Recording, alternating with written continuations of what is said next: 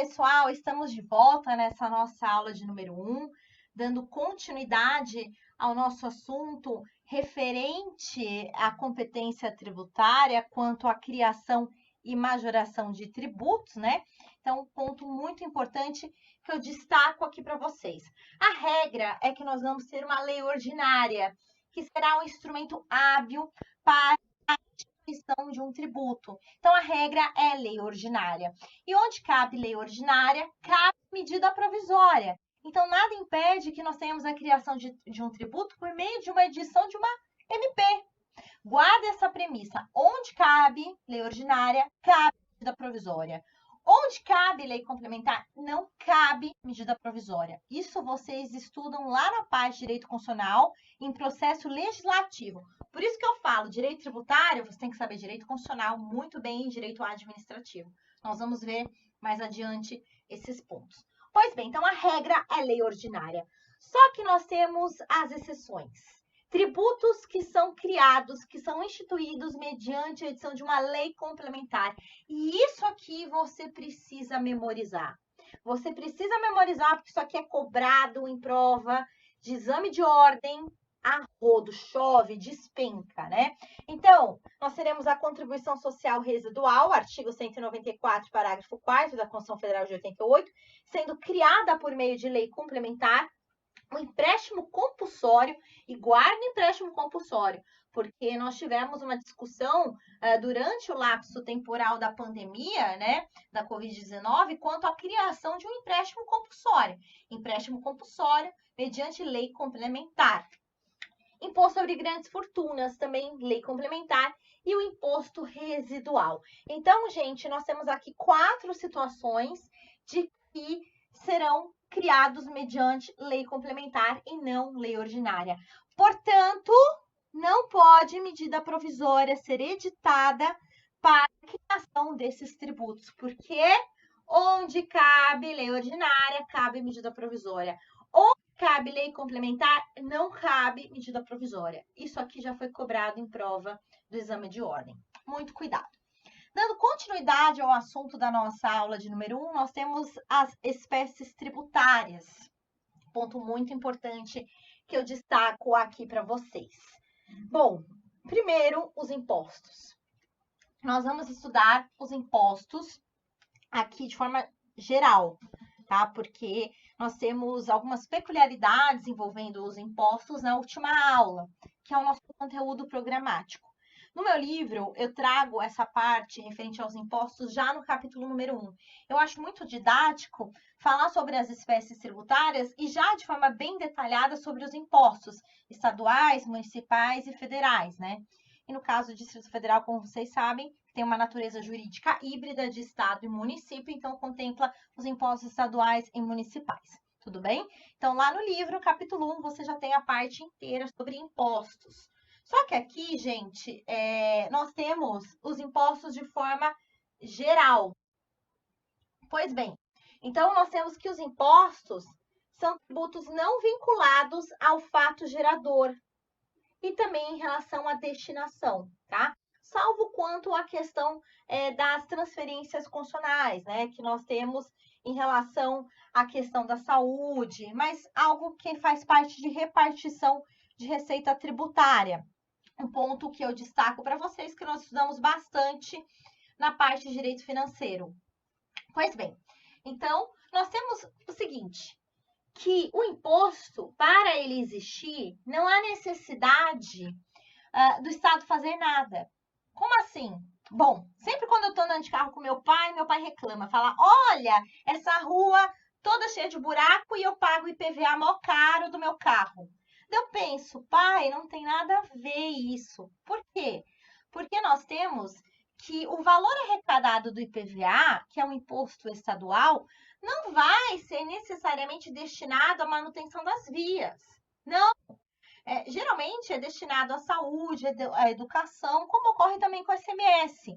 Então, nesse caso, você tem a prática do fato gerador ser proprietário de um veículo automotor, no caso, o carro, né, do meu pai, então ele é contribuinte do IPVA, né? Ele não faz jus a nenhuma isenção tributária aqui do estado de São Paulo. Então, ele tem que pagar o valor, o montante do IPVA. Paga em uma parcela ou em 3 vezes, que a nossa legislação bandeirante traz, assim, né, em relação ao IPVA. Então, nesse caso, ele pratica o fato gerador de ser proprietário de um veículo automotor. Ponto. Nós não temos uma vinculação do imposto IPVA com o seu fato gerador, e muito menos a sua destinação. Não vai ser destinado um montante para fins de manutenção das vias públicas. Não. Pode ser destinado à saúde, à educação. Então, é uma característica aqui dos impostos. São tributos não vinculados. Cuidado com isso. Que incidem sobre manifestações de riqueza do sujeito passivo. Qual que é a manifestação de riqueza do IPVA? Ser proprietário de veículo automotor.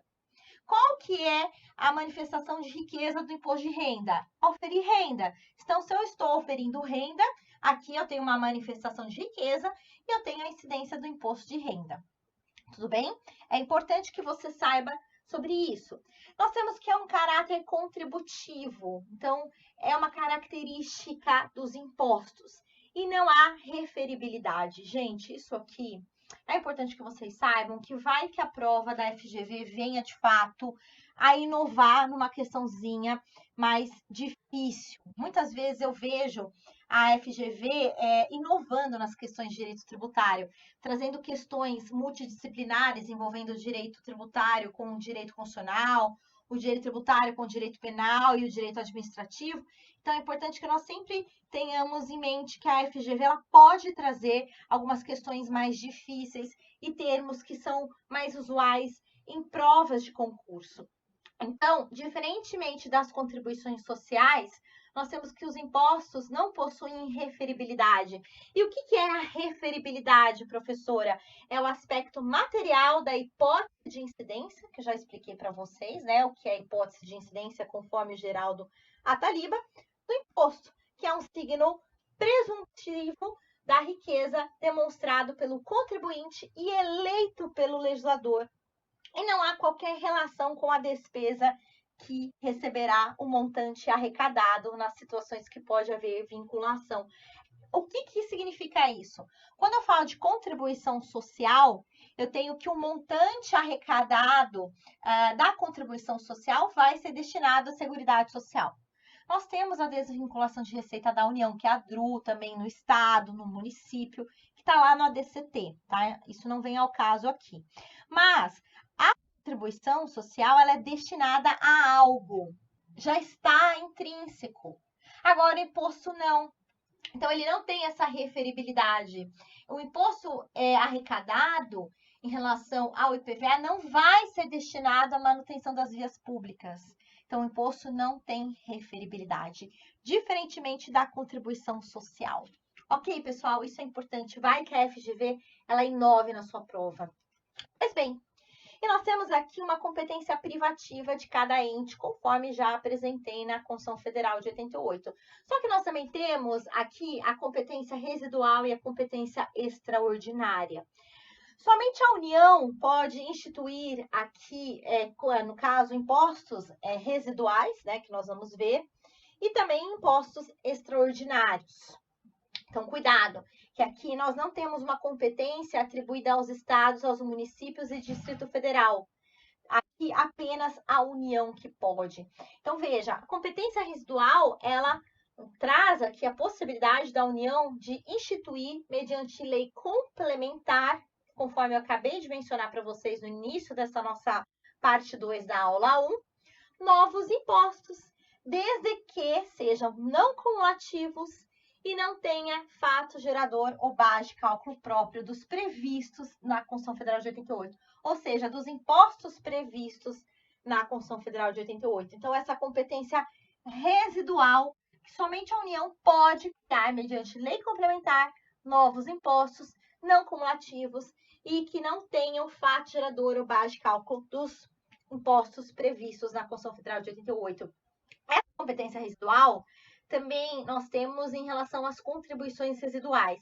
É a mesma situação, tá? Então, tanto aos impostos quanto às contribuições, nós temos essa competência residual da União. Gente, tomem cuidado com isso. Isso sempre é cobrado em prova, em relação aos impostos e as contribuições nessa competência residual da União.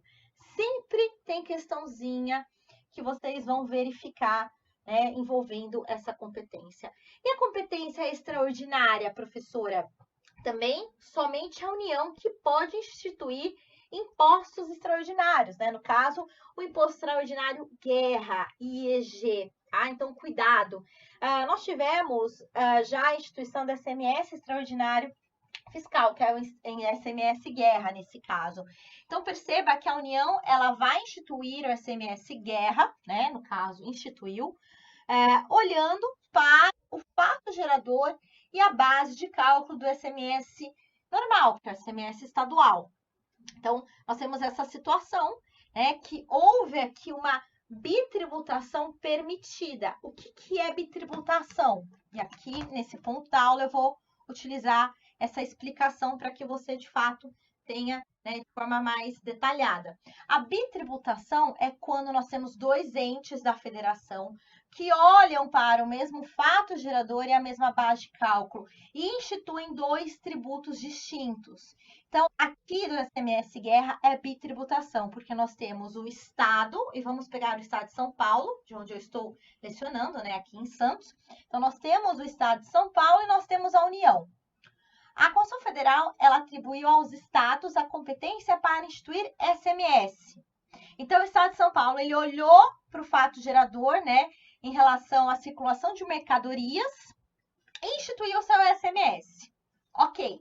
Aí a União olhou para esse mesmo fato gerador e instituiu SMS Guerra. Então, nós temos a bitributação. Dois entes olhando para o mesmo fato gerador, a mesma base de cálculo, instituindo dois tributos distintos. Diferentemente do bis in idem. O que é o bis in idem? É um único ente, União, olhando para o mesmo fato gerador e a mesma base de cálculo, instituindo dois tributos distintos. Professora, qual é o caso de bis in idem? Aqui, nós poderíamos ter, né, no caso, o imposto extraordinário guerra a partir de um bis in idem, porque a Constituição Federal ela não veda. Então, veja que aqui nós temos o SMS guerra, que é bitributação, mas nada impediria da União criar um imposto extraordinário guerra por meio do fato gerador de um tributo seu, tá? Então, um bis in idem. Só que nós temos uma discussão interessante em relação à contribuição social sobre o lucro líquido e o imposto de renda da pessoa jurídica, que nós temos o mesmo fato gerador e a mesma base de cálculo. Olha que interessante. E aí chegou no Supremo Tribunal Federal essa situação, e o Supremo Tribunal Federal falou que isso não é bis in idem. Como, professora? Se nós temos dois tributos da competência da União, que é a contribuição social sobre o lucro líquido, né? Que incide sobre a folha de pagamento e, no caso, o faturamento, né, da pessoa jurídica, o lucro. Pois bem, e o imposto de renda da pessoa jurídica? Bom, nesse caso, não seria bis in idem, porque o STF entende que para haver bis in idem, nós teríamos aqui necessariamente a mesma espécie tributária. Só que no caso da contribuição social sobre o lucro líquido e o imposto de renda da pessoa jurídica, nós temos duas espécies tributárias distintas. Então, há essa possibilidade. E não é caso de bis in idem, de acordo com o STF. Eu entendo que é, e grande parcela da doutrina de direito tributário também entende nesse sentido. Mas o que importa para a sua prova de exame de ordem é a posição do Supremo, e não, né, o meu estudo referente a esse ponto, tá? No meu livro, eu levanto essa posição do Supremo, faço essa crítica e levo em consideração a parte da doutrina de direito tributário a qual me filio nesse sentido, tá? Então, cuidado com isso. Bitributação e bis in idem aqui a partir da competência extraordinária. Então, gente, isso é muito importante na parte de impostos. Os impostos, eles podem ser reais ou pessoais. O que é real? Que recai sobre objeto. O SMS, ele é um imposto real, né? Então, nós temos a mercadoria. Agora, pessoal, que leva em consideração as características do sujeito, o imposto de renda. Então, ele leva em consideração, né, quanto que eu estou oferindo. Se eu estou oferindo 20, se eu estou oferindo 30, se eu não estou oferindo nada, aí eu verifico qual que é a alíquota que eu estarei sujeita do imposto de renda da pessoa física. Tudo bem? Nós também temos que o imposto ele pode ser fiscal ou extrafiscal. Fiscal é quando nós temos aquela característica predominante de que o imposto ele serve para arrecadação tributária, arrecadação de receita tributária para os cofres da administração pública. Ao passo que ele é extrafiscal, quando sua característica preponderante é a regulação do mercado, no caso, o imposto de importação, né, no comércio internacional. Nós também temos o ICMS ecológico em relação à preservação ambiental, que alguns estados da federação instituíram, como no caso o estado do Paraná, o estado de São Paulo. Enfim, nós temos essas características predominantes. Todos os impostos serão fiscais, porque nós temos a arrecadação tributária, mas nós temos essa característica predominante. Então, ponto que eu destaco aqui para vocês. Em relação a essa questão do imposto ser real ou pessoal, nós temos que a Constituição Federal ela menciona que, havendo viabilidade, a pessoalidade ela torna-se obrigatória por conta do princípio da isonomia tributária, tá? Então, algo que nós vamos ver na parte de princípios do direito tributário na Constituição Federal de 88. E também por conta do princípio da capacidade contributiva, que é algo que é diferente de capacidade econômica, que nós vamos estudar mais adiante. Então, em relação aos impostos, de forma geral, nós temos essas peculiaridades. As taxas. Essa espécie tributária, ela é muito cobrada em prova de exame de ordem. E aqui, gente, em regra, tá? Lógico que nós temos exceções. Quando taxa é cobrada na primeira fase, ela não é cobrada na segunda fase. Isso eu já vi em várias provas do exame de ordem, tá? Então, cuidado com isso. E a espécie tributária que a FGV adora cobrar. Por que adora? Porque nós temos aqui algumas peculiaridades envolvendo taxas e preços públicos, tarifas, né? A doutrina de direito tributário, a grande parte trata de forma igual, preço público e tarifa, mas nós também temos a doutrina de direito tributário que de fato distingue preço público de tarifa. Depois nós vamos ver mais adiante.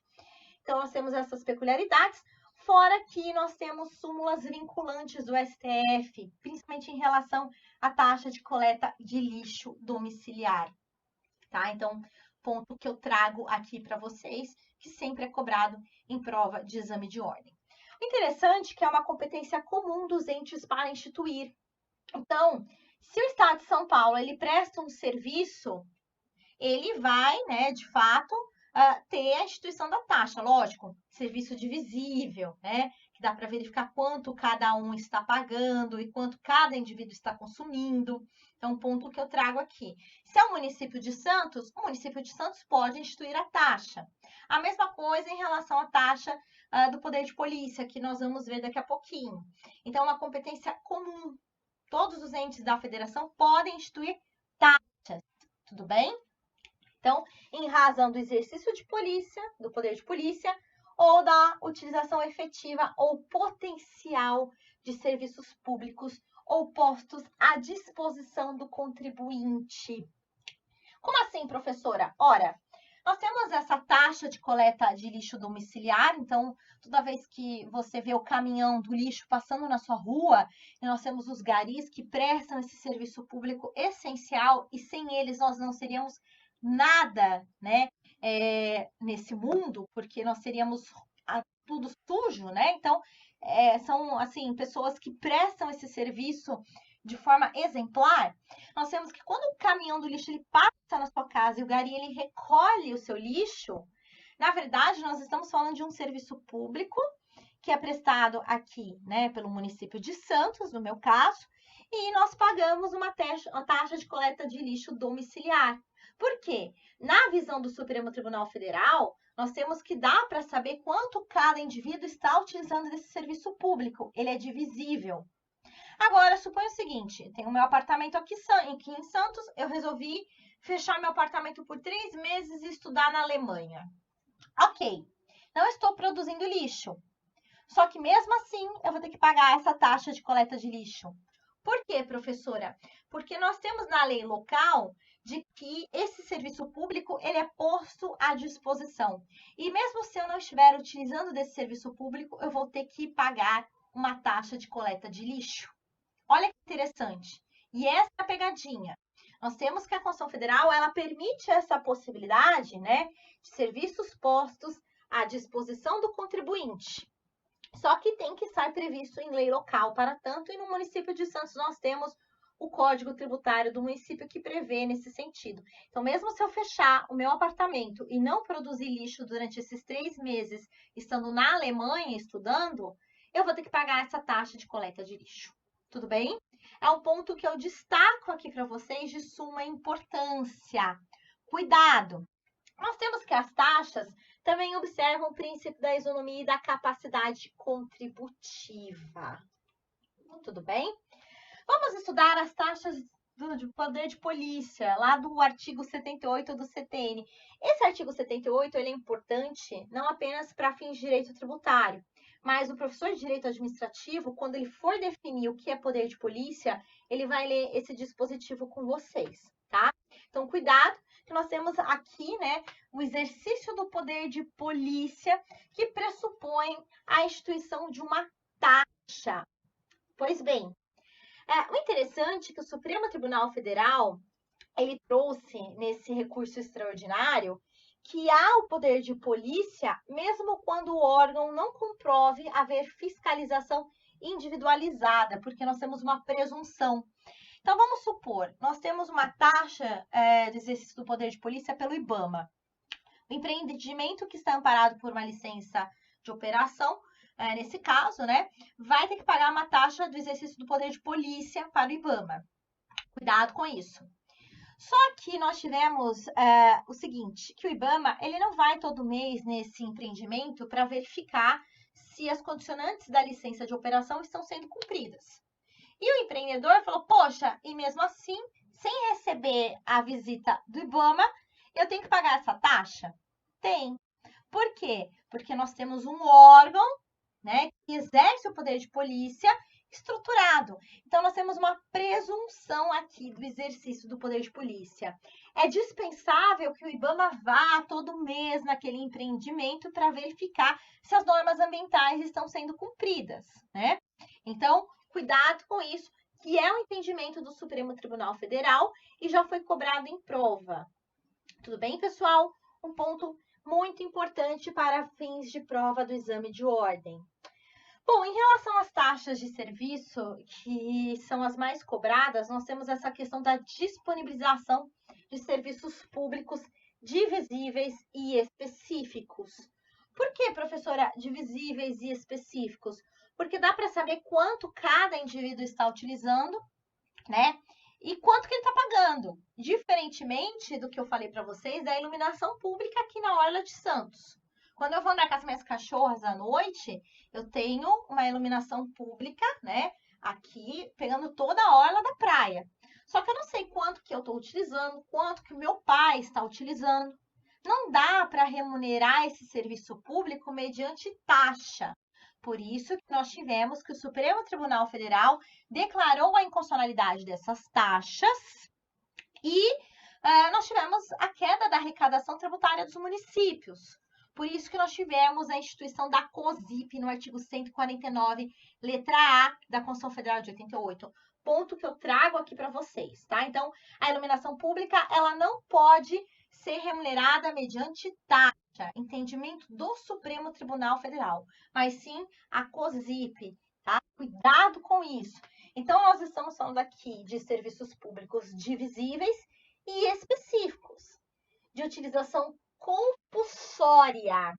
Então, a questão, né, da coleta de lixo no meu apartamento, aqui no meu prédio. Nesse caso, estou falando de uma utilização compulsória.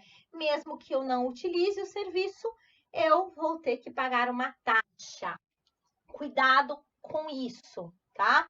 Então, eu trouxe aqui para vocês um fluxograma, inclusive, sobre essa taxa de utilização efetiva ou potencial de um serviço público. Bom, a taxa de coleta, remoção e tratamento ou destinação do lixo, a súmula vinculante 19 do Supremo Tribunal Federal, Já falei para vocês em relação à iluminação pública, então nós temos essa súmula vinculante 41 do Supremo Tribunal Federal. Vejam que são assuntos sempre cobrados em prova de exame de ordem, por isso que eu destaquei. Um outro ponto interessante é quanto à base de cálculo das taxas.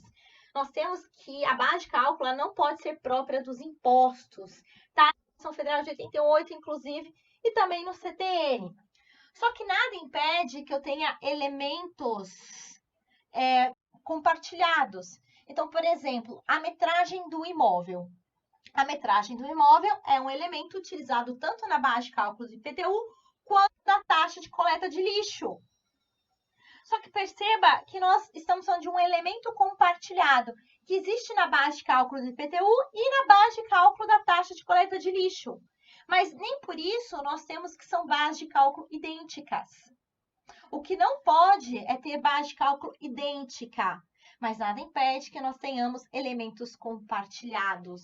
Muito cuidado com isso. É algo que eu trago aqui para vocês, inclusive dessa súmula 595 do STF, que previa a taxa municipal de conservação de estradas de rodagem, que deu o início ao IPVA, né? Por isso que questionam que o IPVA seria inconstitucional, né? Só que veja que aqui o Supremo Tribunal Federal, utilizando desse antigo tributo, ele disse que é inconstitucional, né? No caso, base de cálculo idêntica ao imposto. Tudo bem? E ainda utilizamos essa só para fins de explicação em relação a essa questão de elementos. Tudo bem? E nós temos a súmula vinculante 29 no Supremo Tribunal Federal, que exprime exatamente o que eu acabei de mencionar. É constitucional a adoção no cálculo do valor da taxa de um ou mais elementos da base de cálculo própria de determinado imposto, desde que não haja integral identidade entre uma base e outra. Gente, cuidado com essa súmula vinculante 29. Ela é muito importante. Tudo bem? Outro ponto, taxas e preços públicos ou tarifas. Primeiro, quando eu falo de taxa, eu estou falando de um tributo. Então, nós temos um regime jurídico de direito público. Diferentemente do preço público, por quê? É um regime jurídico de direito privado. Ele é oriundo de um contrato administrativo firmado entre o poder concedente e a concessionária. Então, no caso, o pedágio que nós pagamos aqui na descida da Serra de São Paulo a Santos, no sistema Anchieta Imigrantes, para a concessionária Ecovias. Nesse caso, eu estou falando de um preço público, de uma tarifa. Por quê? Nós temos que, nesse caso, a tarifa, ela não observa os princípios do direito tributário, mas sim no que tange aos contratos administrativos. Nós temos o princípio da modicidade do valor das tarifas, né? Lá de concessão, na parte de licitação pública que vocês estudam na disciplina de direito administrativo. Então, se a Ecovias, né, ela modificar o valor do pedágio, acho que já está quase R$28, foi para R$30, para cobrar de nós, usuários, não é necessário que aguarde o próximo exercício financeiro ou 90 dias, porque nós não estamos falando de tributo, mas sim nós estamos falando de uma receita originária. Lá no direito financeiro, nós temos que é o preço público, a tarifa, ela é uma receita originária, que ela é oriunda da exploração do patrimônio público. Diferentemente do tributo, que aqui é a taxa, que é uma receita derivada. Cuidado com isso, nós estamos falando de uma arrecadação compulsória, porque é uma prestação compulsória, diferentemente da prestação facultativa, que é o preço público. Gente, é muito importante que vocês saibam essa diferença. Cuidado. Tanto que nós temos a súmula 545 do Supremo Tribunal Federal, que traz que preços de serviços públicos e taxas não se confundem, porque as taxas, diferentemente daqueles preços públicos, são compulsórias e têm sua cobrança condicionada à prévia autorização orçamentária em relação à lei que as instituiu. Cuidado com essa súmula 545. E mais, nós temos aqui um entendimento do Supremo Tribunal Federal em relação aos serviços públicos propriamente estatais, que são indelegáveis. Então, nós teremos que o Estado prestará, né, esse serviço público. Então, é remunerado mediante taxa. Ao passo que serviços públicos essenciais ao interesse público, também nós temos taxa. E em relação aos não essenciais, que são delegáveis, nós temos que poderão ser remunerados mediante preço público. Pessoal, ainda nós temos a contribuição de melhoria e os empréstimos compulsórios, que eu vou abordar na próxima aula, uma vez que são espécies tributárias muito importantes, assim como as contribuições, mas que essas últimas não são tão cobradas em prova de exame de ordem. Então, na próxima aula, embora nós tenhamos um outro assunto, eu ainda vou terminar as espécies tributárias. Eu espero que vocês tenham gostado dessa nossa aula número 1, referente às espécies tributárias, essa parte 2, e acompanhem as nossas aulas de direito tributário aqui no Trino Exame de Ordem. Até mais!